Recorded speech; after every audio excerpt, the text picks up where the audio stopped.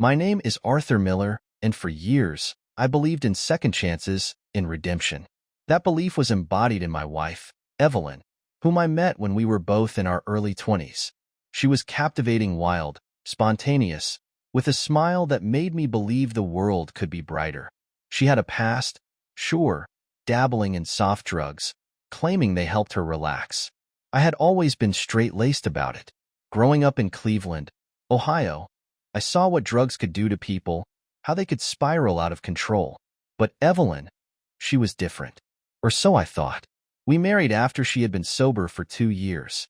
I was convinced we had beaten the odds, that we had fought off the demons together. We moved into a modest house, settled into our routines, me working for a logistics company, Evelyn finding a job with a cleaning service. It wasn't glamorous, but it kept her busy, which I thought was a good thing. Our life was simple, unremarkable, but for a while, it was enough. Then came the business trip to Chicago.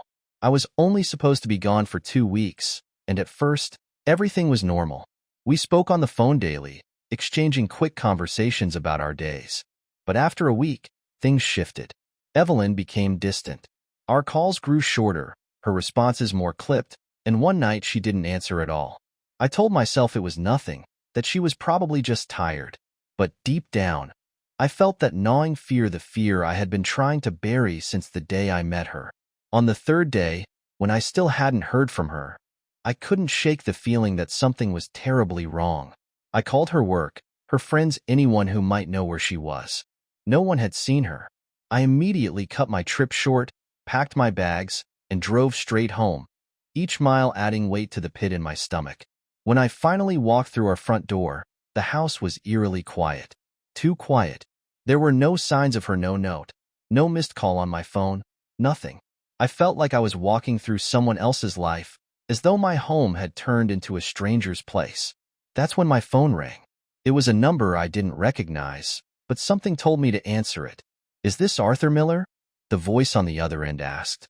"Your wife has been admitted to the hospital. She overdosed." The world tilted beneath me, the ground pulling out from under my feet. Overdosed? Evelyn was supposed to be clean. We had worked so hard to get her there, to move past that dark chapter of our lives. It didn't make any sense. But then came the words that truly shattered me. "She's stable now," the doctor continued, his voice clinical, detached. "We're monitoring her closely. There's a good chance the fetus wasn't harmed." Fetus? It was like a punch to the gut. I was away for 2 months. There was no way the baby could be mine. And at that moment, everything clicked: the distance, the missed calls, her silence. Evelyn had relapsed. But more than that, she had cheated on me. I didn't wait for answers. I didn't want to hear excuses. I hung up, grabbed my car keys, and headed for the hospital. Every part of me was boiling over with rage, heartbreak, and confusion. I needed to see her, to confront her with what I knew. But when I got to her room and saw her pale, fragile form lying in that hospital bed, I couldn't say a word. Evelyn's eyes met mine, filled with tears and guilt. She knew. We both did. The silence between us was suffocating. It spoke louder than any words could. She had betrayed me in the worst possible way. And in that moment, I made a decision. I wasn't going to scream. I wasn't going to cry. I wasn't even going to walk away. No, I was going to stay. And I was going to make sure she felt every ounce of pain she had caused me. The drive back home from the hospital felt like a blur, but every detail of Evelyn's betrayal was etched into my mind. The look on her face when I walked into that hospital room, the shame that flickered across her eyes, it all confirmed what I already knew. I wasn't going to let her get away with this. Not after everything I had sacrificed, after all the years of fighting for her, pulling her out of the darkness. She hadn't just thrown that all away, she'd spit on it. I sat in my car outside the house for what felt like hours, my fingers gripping the steering wheel so tight they turned white. I wanted to explode, to let all the anger and pain out in a scream that might rip through the air. But instead, I took a deep breath. If I lashed out now, I'd lose control. And losing control meant she would win. No, I wasn't going to let that happen. Evelyn was still in rehab, so I had time. Time to think, time to plan. I knew her too well. Once she got out, She'd come back to me with apologies and promises to change, tears streaming down her face as she begged for my forgiveness. She'd tell me it was a mistake, that the drugs made her do it, that she wasn't herself. But none of that mattered anymore. I wasn't interested in her redemption this time. I was interested in my revenge. The first step was to learn everything. I needed to know how long this affair had been going on, who the father was, and just how deep her lies ran. I wasn't going to confront her with accusations. No, I was going to let her hang herself with her own deceit. I pulled out my laptop and logged into the shared account we had for the phone bills. Sure enough, the calls to an unfamiliar number popped up right away late at night, while I was out of town, and more often than I cared to count.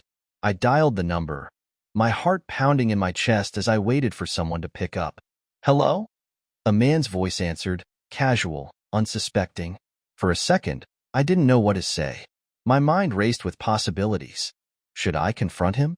Should I demand answers right now? But I held back. Instead, I stayed calm.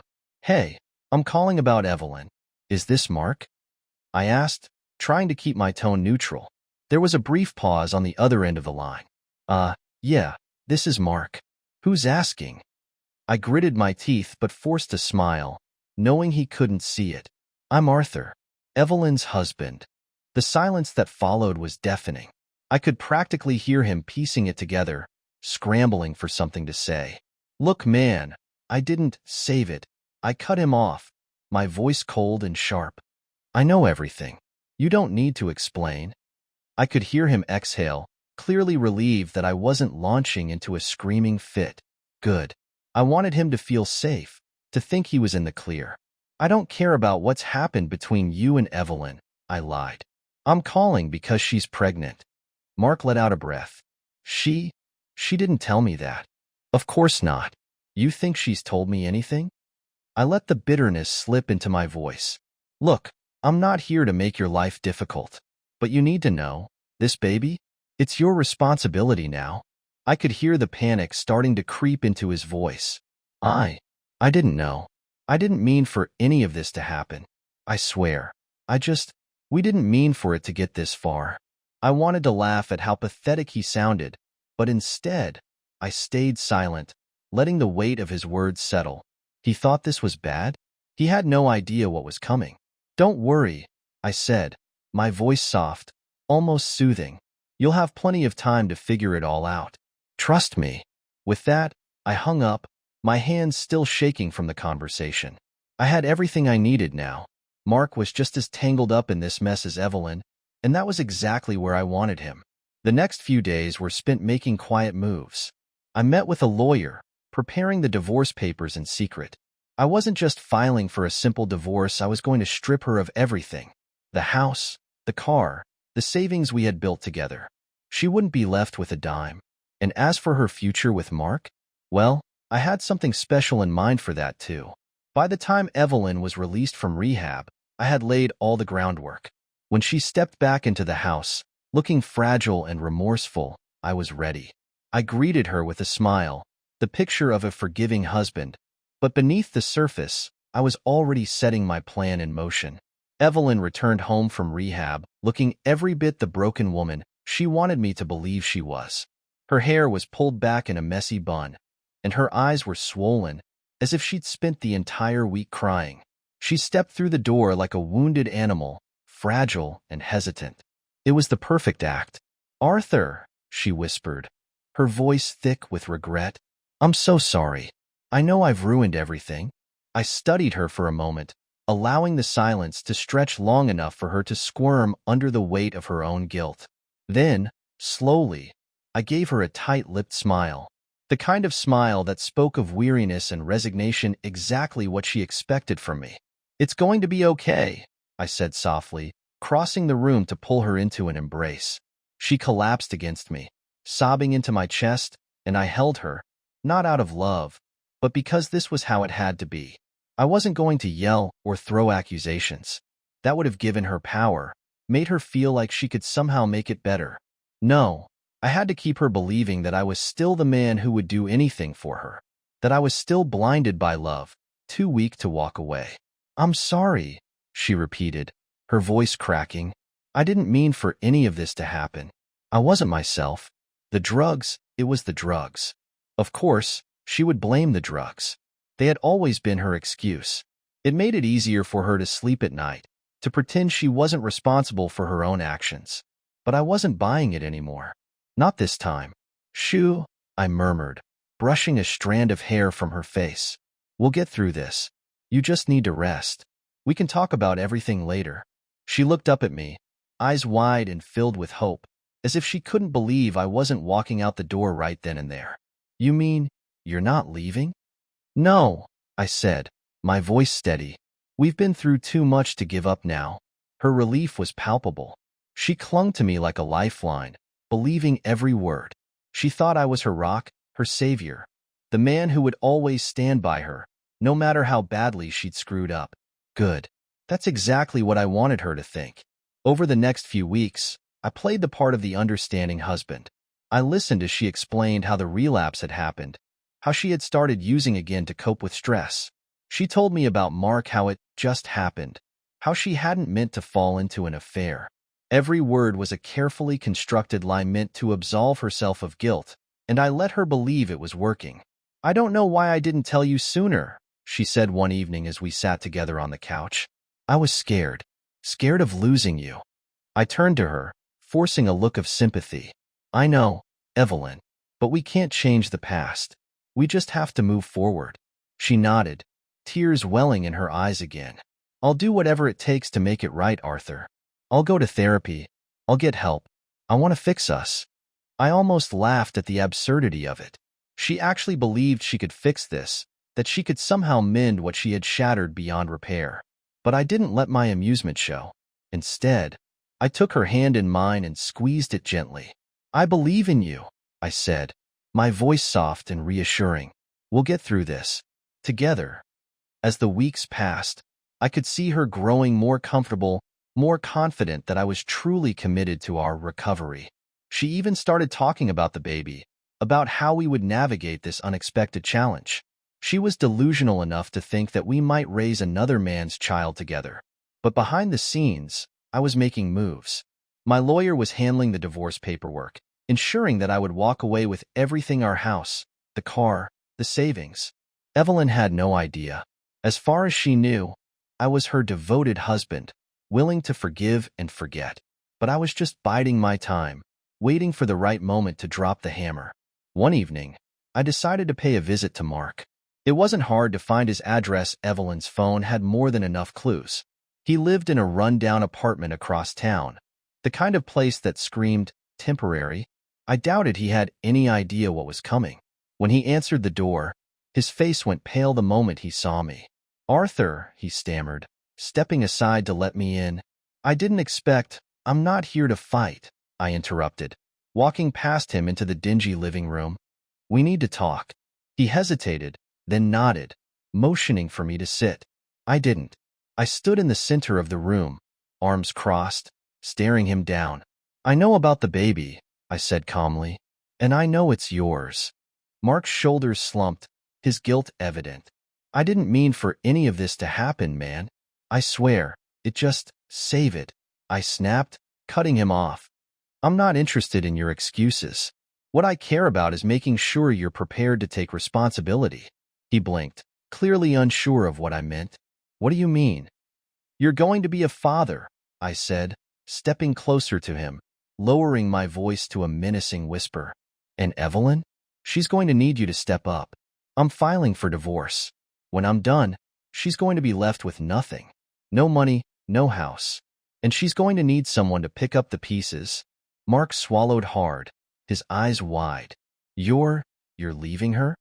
Oh, I'm doing more than that, I replied, a cold smile curling at the corners of my lips. I'm making sure that everything falls apart around her. But don't worry, Mark. You'll get your chance to be the hero. He didn't say a word, too stunned to speak. I turned and headed for the door, but before I left, I paused, glancing back at him. Good luck, Mark. You're going to need it. Mark looked like he was in over his head, and that's exactly how I wanted it. The man had made the mistake of getting involved with my wife, but now he was tangled in something much bigger than an affair. As I left his apartment, I knew I had planted the seeds of doubt and fear in his mind, and that was all part of my plan. It wasn't enough for him to lose Evelyn. I needed him to feel the weight of responsibility crashing down around him. The next few weeks were a delicate balancing act. I kept up the facade with Evelyn, playing the part of the supportive, forgiving husband. She continued her therapy sessions, clinging to the idea that we could somehow rebuild our lives together. She had no idea that the divorce papers were already drafted, waiting for the perfect moment to be delivered. Meanwhile, I began cutting her out of everything, one small step at a time. First, I moved most of our savings into a separate account under my name. Evelyn was too distracted by her own guilt to notice. She didn't have the energy to manage our finances, and she trusted me to handle everything. Little did she know, I was systematically ensuring that she'd have nothing left when the time came. Next, I made a few calls to the cleaning service where Evelyn worked. I didn't get her fired, not yet, anyway, but I dropped a few well-placed comments about her relapse and how concerned I was for her well-being. The owner, a sympathetic older woman, told me she would keep an eye on Evelyn, but I knew exactly where that would lead. In a few months, Evelyn would be too much of a liability, and they'd quietly let her go.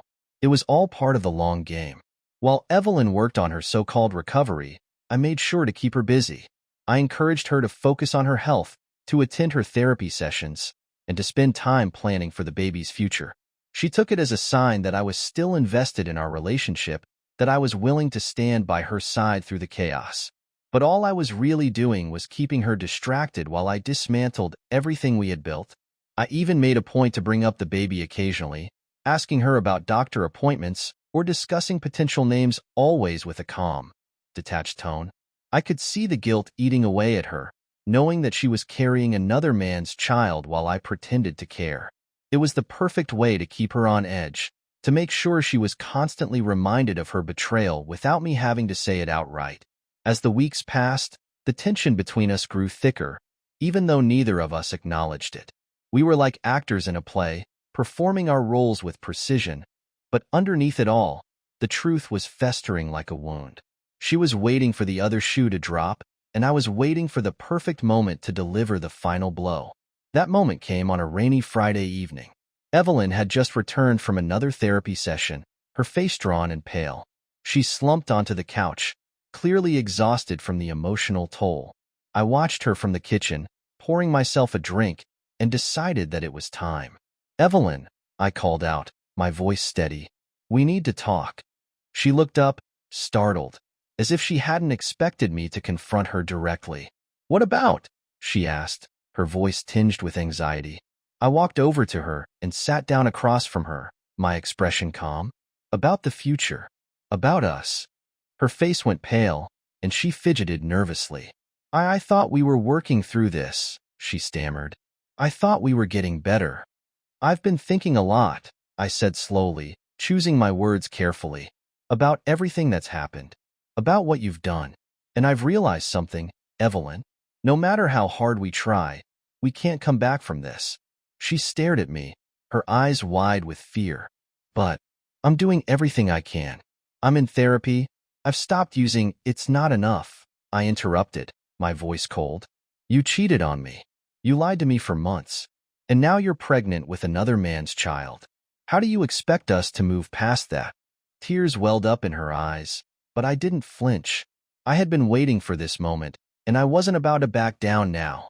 "I don't want to lose you," she whispered, her voice trembling. "I'll do anything, Arthur. Please." "You've already lost me," I replied, standing up. I walked over to the desk and pulled out the divorce papers I had been keeping hidden for weeks. I placed them on the coffee table in front of her, watching as her eyes darted to the stack of papers, realization dawning on her. Her hands shook as she picked them up, flipping through the pages in disbelief. You've already filed for divorce?" I nodded, my expression blank. "It's over, Evelyn. I've given you every chance to come clean, every opportunity to fix things. But you destroyed everything we had. There's no going back." She sobbed, clutching the papers to her chest like they were the embodiment of her failures. "Please, Arthur," she begged. "I don't have anyone else. I can't do this alone." I stared down at her, feeling nothing but cold satisfaction. This was what she deserved. She had chosen to betray me, and now she was going to pay the price. That's not my problem anymore, I said quietly. You made your choice, Evelyn. Now you have to live with the consequences. Without another word, I turned and walked toward the door. I didn't look back as I stepped outside into the rain, feeling the weight lift off my shoulders. This was just the beginning of her downfall. The rain poured down as I walked away from the house, each step feeling lighter, like a burden was finally lifting off my chest. I left Evelyn behind, sobbing on the couch, clutching the divorce papers like they were her last lifeline. She had no idea how much worse things were going to get. She thought those papers were the end, but really, they were just the beginning. The next few days passed in a blur of quiet preparations. I moved out, but not before making sure I'd left her nothing. The money, the house, even the car, all of it was now under my name, and she didn't have a clue. My lawyer had made sure of that. By the time Evelyn realized what was happening, she would be standing in the wreckage of her life, with no way to fix it. On the day I officially moved out, I didn't even tell her. I simply packed my things while she was at work, leaving behind only the bare essentials for her. I knew she wouldn't be able to afford the rent on her cleaning service salary, and soon enough, the bank would come calling. But I wasn't about to let her know that. I wanted her to come home, expecting everything to be normal, only to realize how much I had taken from her. The real satisfaction came when I called Mark. I had been waiting for this moment, biding my time until I could pull him into the final stages of my plan. When he answered the phone, his voice was tense, probably expecting more bad news. "Arthur," he said, cautiously, "what do you want?" "I thought you should know," I said, my voice smooth and calm. "Evelyn and I are done. The divorce papers are filed. I've moved out." There was a long pause on the other end of the line. I could practically hear him piecing it together, realizing what this meant for him. "What are you saying?" he asked, though he already knew. "She's all yours now, Mark," I replied with a smirk. "You're going to have to take care of her and the baby." Mark's breath hitched, and I could hear the panic creeping into his voice. "I'm not ready for that," he said, his words shaky. I didn't expect you to just leave her." "That's not my problem anymore," I said, echoing the words I had left Evelyn with. "She made her bed. Now she can lie in it." I hung up before he could respond, feeling a rush of satisfaction. Mark had been nothing more than a pawn in all of this, a fool who thought he could sneak around with my wife and not face the consequences. But now, he was going to have to deal with the fallout. He was going to have to pick up the pieces of Evelyn's shattered life. And Evelyn? She was about to lose everything. The first sign of her unraveling came when she called me, desperate and confused. "Arthur," she said, her voice frantic. "The bank called. They said I'm behind on the mortgage payments." "What's going on?" I had been waiting for this.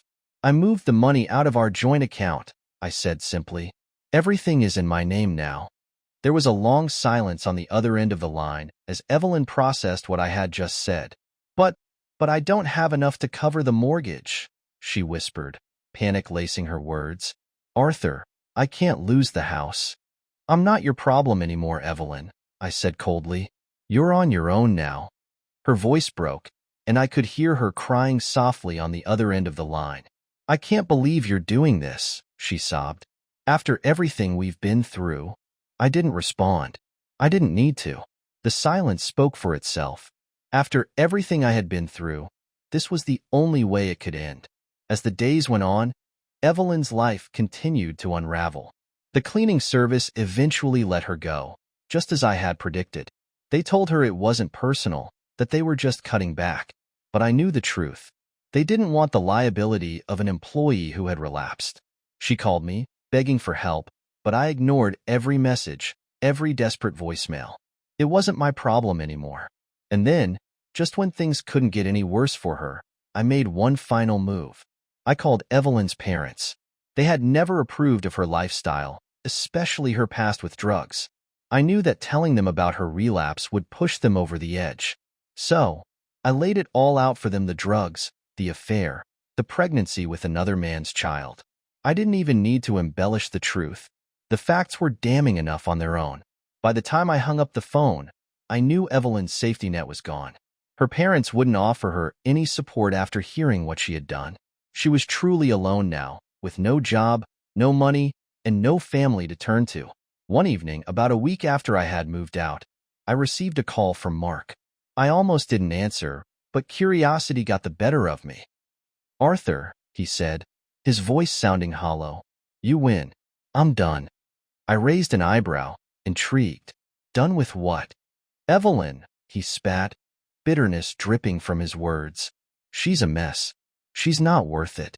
I tried to help her, but she's falling apart, and I can't deal with it anymore." I couldn't help but smile. Everything had gone exactly as I had planned. "So you're just going to leave her?" I asked, feigning surprise. "I can't do this," Mark replied. "She's too far gone. She's still using, still lying. The baby, I don't even know if I can handle that." I didn't bother to hide the satisfaction in my voice. "Good luck, Mark," I said, my tone dripping with sarcasm. "I'm sure you'll figure it out." I hung up, knowing full well that he wouldn't. Evelyn had burned every bridge she had, and now she was paying the price.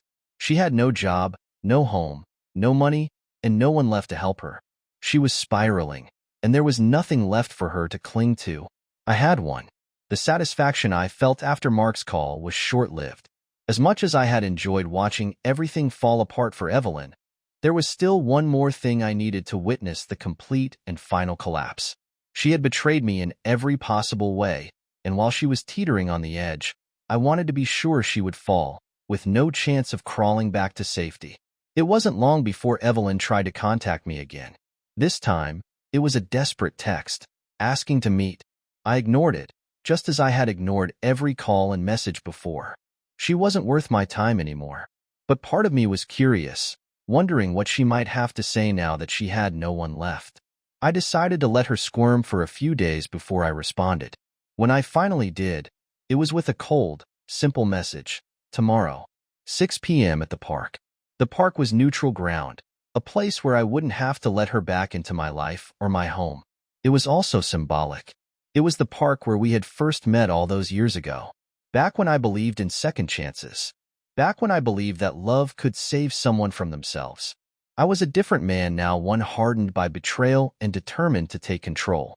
The next evening, I arrived at the park just before 6, the late autumn air chilly but bearable. I spotted Evelyn immediately. She was sitting on one of the benches, her arms wrapped around herself, looking small and broken. Her face was pale, her eyes hollow and rimmed with dark circles. It was as if the weight of everything had finally crushed her. I walked over slowly, taking in the sight of her misery. There was no pity in me, no regret for what I had done. She had brought this on herself. When I reached the bench, I didn't sit down. I stood over her, my expression unreadable, waiting for her to speak first. "Arthur," she began, her voice weak, barely audible. "Thank you for meeting me." I said nothing, my eyes fixed on her as I waited for the excuses, the lies, the pitiful pleas to begin. I'm so sorry," she whispered, her gaze fixed on the ground. "I know I've said that 1,000 times, but I don't know what else to say. I messed up. I ruined everything." I still didn't respond, and the silence seemed to unravel her further. "I lost my job," she continued, her voice cracking. "I'm behind on the bills. The bank is threatening to foreclose on the house. And Mark, he's gone." At that, I allowed myself a small smirk. Of course, he was gone. Mark had been nothing more than a coward, someone who thought he could steal what wasn't his without consequences. He had abandoned her the moment things became difficult, just as I had known he would. Evelyn looked up at me then, her eyes pleading, desperate. "Arthur, please. I have no one left. I don't know what to do. I can't do this alone." Finally, I spoke, my voice cold and detached. "You should have thought about that before you destroyed everything." Her lip quivered, and I could see the tears welling in her eyes. "I know," she choked out. "I know I don't deserve anything from you, but I'm begging you. Just help me this once. I'll figure the rest out. Just please." The tears spilled over then, and she sobbed into her hands, her whole body shaking with the force of her breakdown. Once, I might have reached out to comfort her. Once, I might have tried to reassure her, to tell her that everything would be okay. But not anymore. I warned you, I said quietly, my words slicing through the air like a knife. I told you there would be consequences, and now you have to live with them. She lifted her head, her tear-streaked face twisted in anguish. But I can't, she cried. I can't do this on my own. I need you, Arthur. I need your help. I shook my head slowly, the cold satisfaction settling deep in my chest. You needed me when you chose to cheat, to lie, to throw everything away for your selfish addiction. But you made your choice, and now you're on your own. Her sobs intensified, and I could see her spirit breaking right in front of me. She had nothing left to cling to, no job, no money, no family, no lover. She had gambled everything, and now she was left with nothing but the consequences of her actions. For a moment, I let the silence hang between us, watching her crumble under the weight of it all. Then, with a final glance down at her, I turned and began to walk away. Arthur!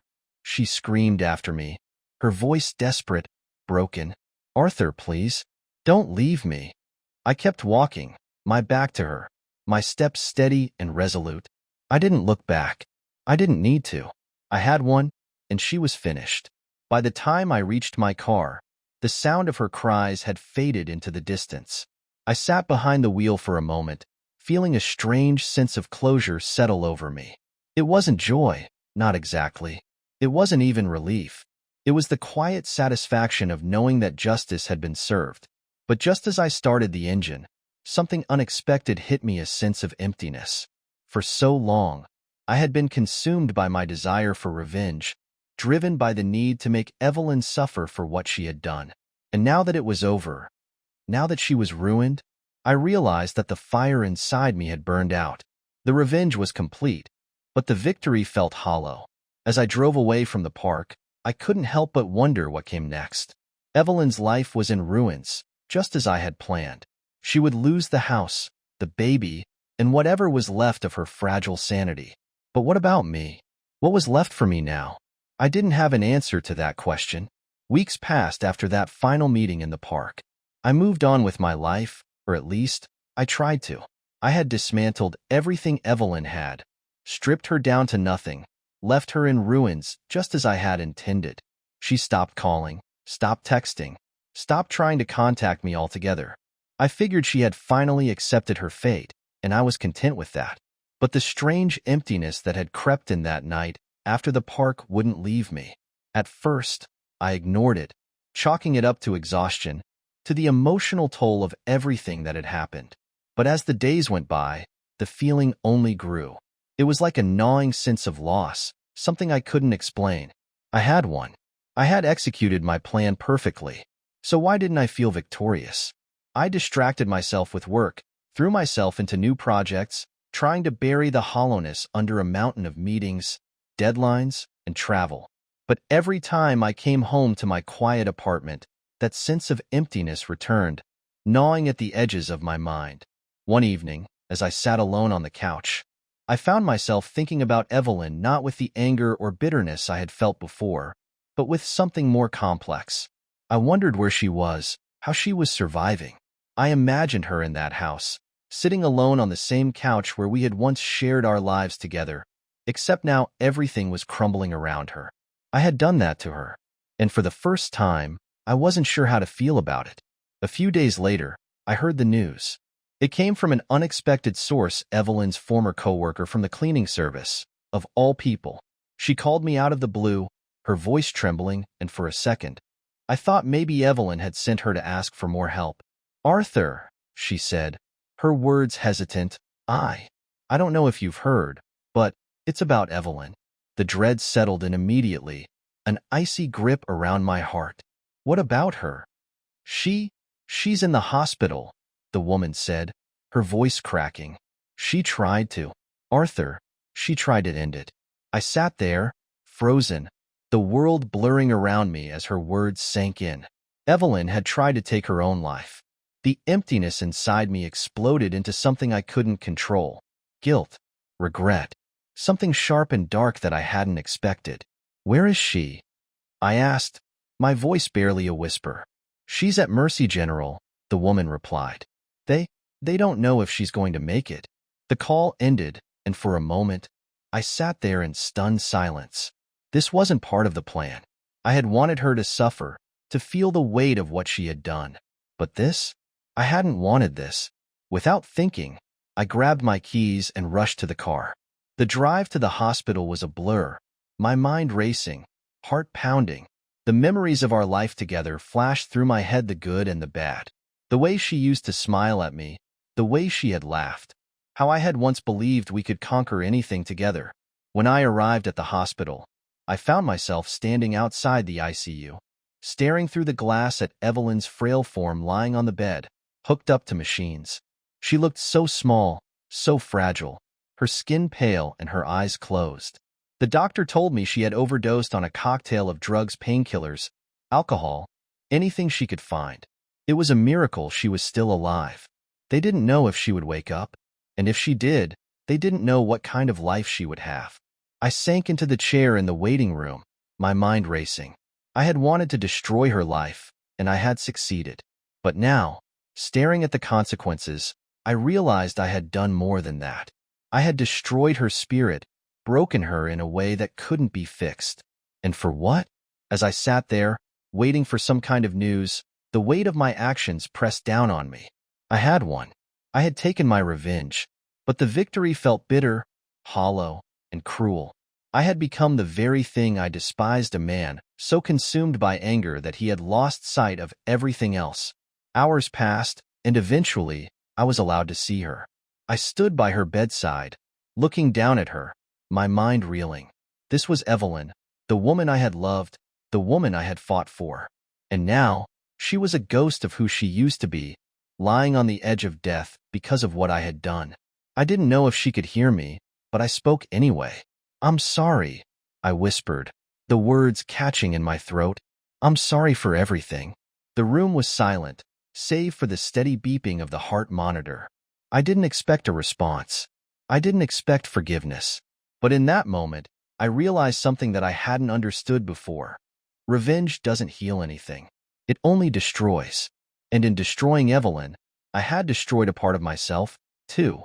I stayed with her until the early morning, watching the rise and fall of her chest, waiting for some sign of life. But there was nothing. She remained still, her body clinging to life, but her spirit was gone. Eventually, I left the hospital, unsure of what would come next. The revenge had been sweet at first, but now it had left a bitter aftertaste that I couldn't shake. In the end, I didn't know if Evelyn would survive, but I knew one thing for certain. I had lost, too. Discover more stories. Subscribe today.